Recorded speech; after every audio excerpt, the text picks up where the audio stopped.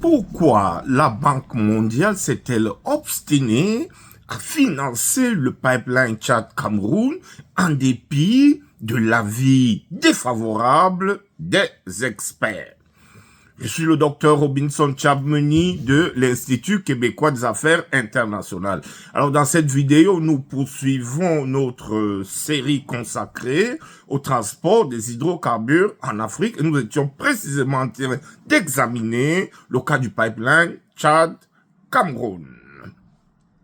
Faisons un petit rappel de la vidéo précédente dans laquelle nous avons montré que la Banque mondiale était incontournable dans le financement des projets pétroliers, miniers et gaziers sur le continent africain, mais que les statuts de la Banque mondiale précisaient que ces investissements dans le secteur pétrolier africain devraient avoir un impact certain, sinon réel, voire mesurable, dans la lutte contre la pauvreté, qui est le cheval de bataille politique des pays africains et de tout le continent dans son ensemble. Depuis, nous avons vu que les prêts accordés par la Banque mondiale et ses filiales sont très rentables et sont les plus rentables dans son portefeuille. Alors donc, la Banque mondiale fait du bon business et fait de belles affaires en finançant les projets extractifs sur le continent africain. Et qu'au passage, pour rendre le climat des affaires intéressant pour les investisseurs, la Banque mondiale va impulser la réforme des cadres juridiques et politiques dans ces pays. On parle là de démocratisation, mais aussi on parle de réforme des codes miniers et pétroliers dans les pays où elle investit.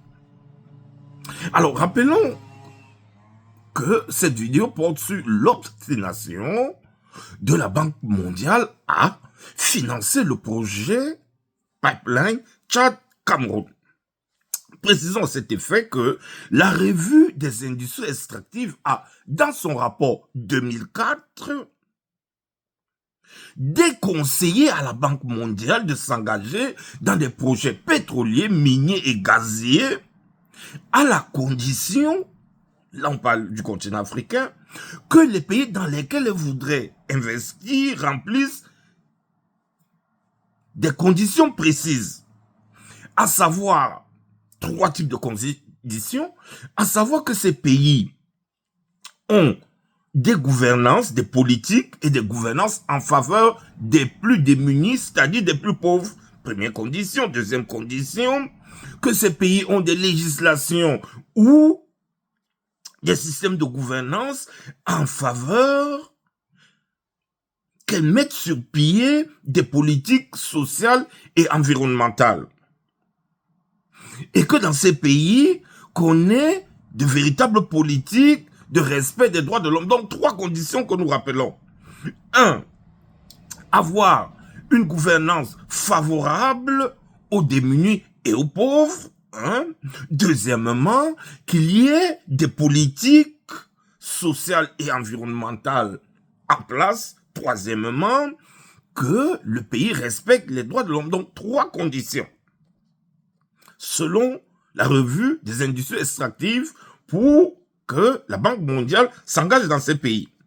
Et parlant précisément du cas du pipeline Tchad-Cameroun, cette revue, la revue des industries extractives, a précisément déconseillé la destination Tchad-Cameroun parce que selon la revue, la Banque mondiale devrait éviter de s'impliquer dans ces 2 pays compte tenu de ce que le Tchad et le Cameroun ont de sérieux problèmes en matière de gouvernance et de violation des droits de l'homme. Et que ces pays ont des difficultés à respecter leur propre réglementation en raison de leur mécanisme de supervision et d'institutions faibles. Donc, selon la revue, on déconseille à la Banque mondiale d'investir au Tchad et au Cameroun parce que ce sont des pays de non-droit.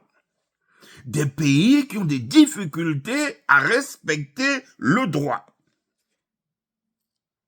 Alors, le rapport précise que la situation du Tchad est pire que celle du Cameroun. Elle est encore bien plus profonde.